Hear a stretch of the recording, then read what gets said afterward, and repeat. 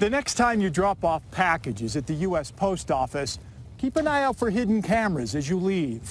Here in Golden, we caught the U.S. Postal Inspection Service capturing everybody's license plates, then pairing that information with a picture of the person's face. This camera lens and recording device wasn't easy to spot.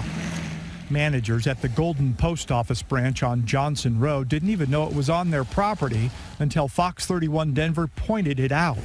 Witnesses say from around Thanksgiving through the busy holiday season and into January, it snapped pictures, thousands of them, of everyone driving a vehicle out the single-lane exit.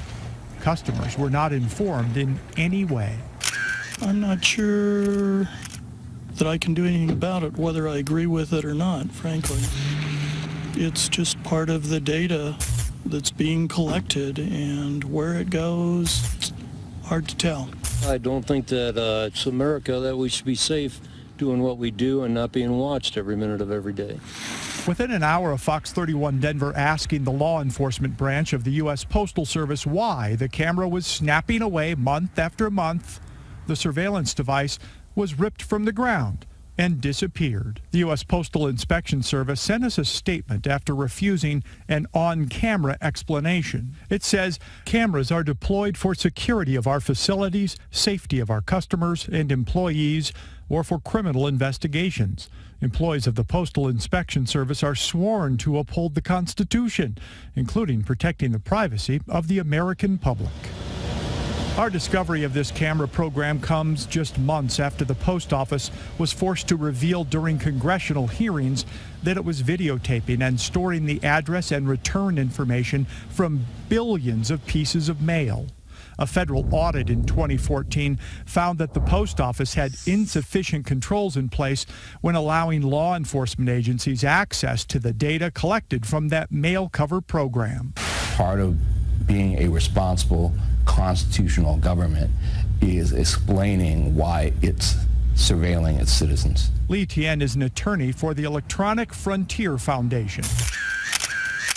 He says citizens may be getting used to security cameras watching them, but the government tracking movements, then recording and keeping those for future law enforcement snooping is something EFF thinks should come with strict rules. The government generally shouldn't be collecting this kind of sensitive information, and it is sensitive because it's about your relationships, and the idea that we give up the privacy in that simply because we use the U.S. mails is, I think, a silly idea.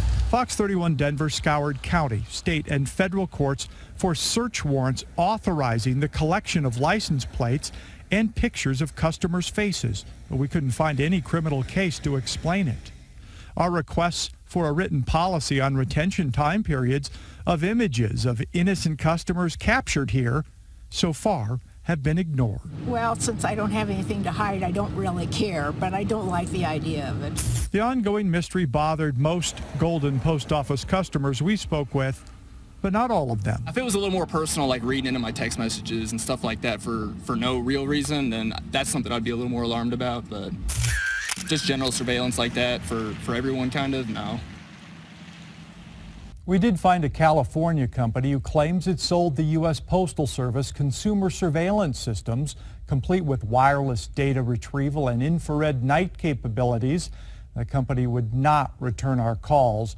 And so far, our numerous federal Freedom of Information Act requests to get contract and financial information about that reported deal and other camera deals have turned up nothing.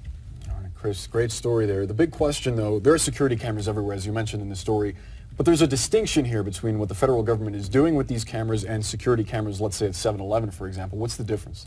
Well, the attorneys out there who are dealing with issues of freedom say that just being on camera is one thing, but when the government starts collecting that over a long period of time with no rules about how long they can keep it, who they can share it with, and how they can use it without a judge overseeing it, can create problems down the road for privacy.